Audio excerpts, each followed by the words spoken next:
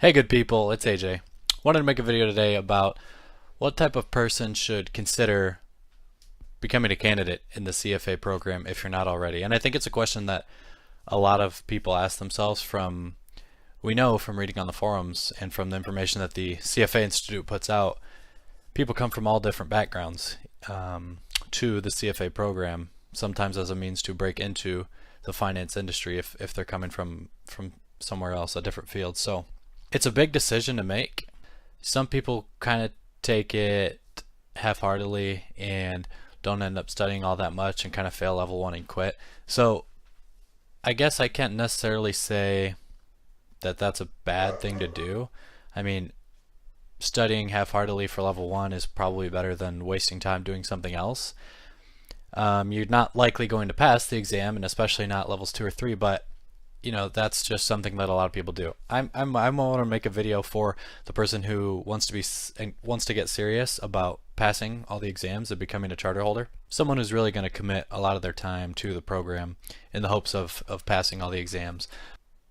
I think I have a little bit of a unique perspective to this question, just through experience, and I would say a little bit of realism and logic, I guess, experience in taking the first 2 exams. I mean, by the way, I've passed level 1, I've taken level 2, haven't gotten results yet back for level 2. I think I passed, but I plan to start studying for level 3 here in a few months.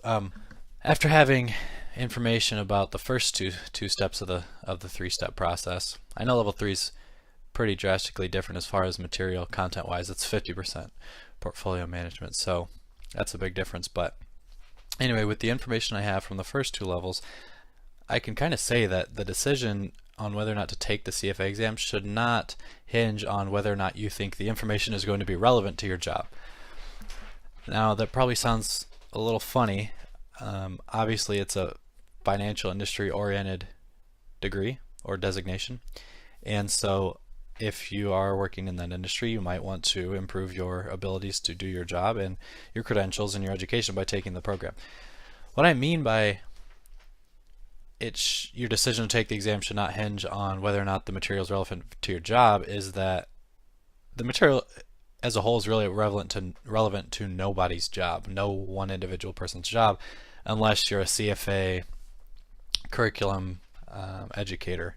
Now I know the type of field that I work in, and I would say I might use 25% of the material that I've learned through the first 2 levels realistically in my job, and probably more. That percentage will probably increase after I take level 3, because a lot of what I do is portfolio construction, and level 3 is heavily weighted towards that. But at least through the first 2 levels, I mean, there's 10 books, right? Ethics, corporate finance, economics,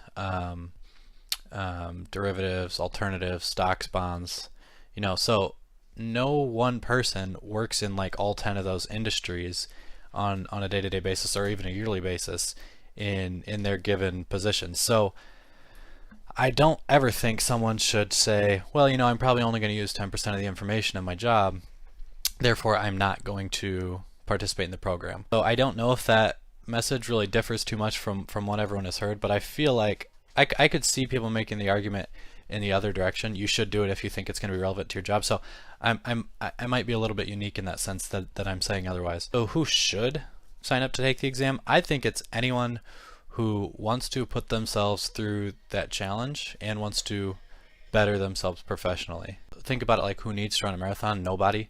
Nobody needs to run a marathon. Even if you're morbidly obese and you want to lose like a ton of weight, you could, if you got to the point where you could run 10 miles a day, you could easily do it running 10 miles a day, 20 miles a day. Nobody needs to run a marathon. Nobody needs to obtain the CFA charter. Maybe in some fields you could argue you could. I guess equity research, you know, a younger person coming up in equity research, it's maybe almost mandatory. I don't know. I don't work in that field, but I know some people who do, and they've tried the charter. But I don't think it is a necessity to effectively complete the tasks of any finance-related career. Sorry, my dog.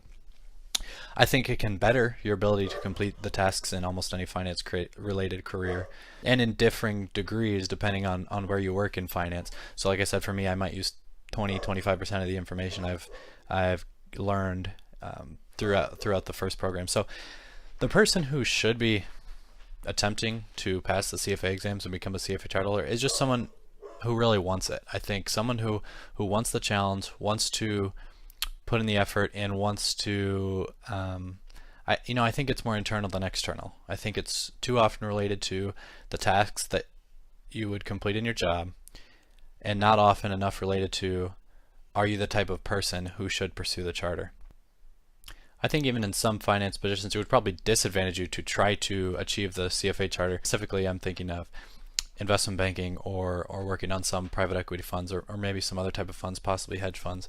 I know a lot of people transition into those roles, well, probably more so hedge funds than in banking, through earning the CFA charter. But if you're already working in those roles, it's probably more valuable to have job experience for a large firm or a prestigious firm in that area than it is to earn the CFA charter. So prioritize your work experience. Congratulations to you if you broke into that field.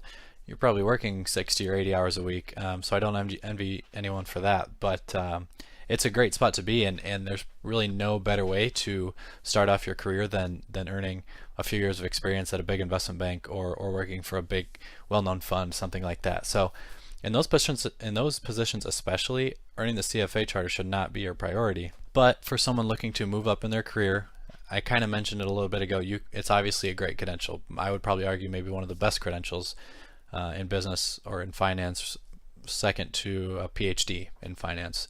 If you want to become the best you can and do the most you can, I would probably argue that the charter is a necessity, but it isn't a necessity to complete the tasks of any job, which I said earlier. So that's kind of where I'm making the distinction. I hope that makes sense. I might not have it as clearly put together in my own mind as I'd like to, but I think it's for anyone who wants to put themselves in the best positions possible and give themselves the biggest challenge that they can. It doesn't matter what field you're coming from or what specific area of finance you want to break into. You could be doing anything in fixed income, security valuation, you could be doing bond trading, you could be doing municipal credit rating, really anything. So, if you're in a really specific role like that, yeah, about 4% of the CFA material probably related directly to your job tasks, and 96 didn't. But I still think you should go for it if you want to do the best thing that you can do for yourself. So go for it if you like. I think it's a great thing to do personally. It's super difficult, maybe one of the hardest tests in the world, and it could be one of the most fulfilling things that you've ever done before too. So if you're in college and thinking about doing it, just know the time commitment that has to be put in. Check out my other videos and go for it. If you are the type of person who just wants to go big and go all out with your professional designations, this is one of the best ones to pursue. So that's my thoughts on it. Hope you guys enjoyed it, and look out for me for another video in the future.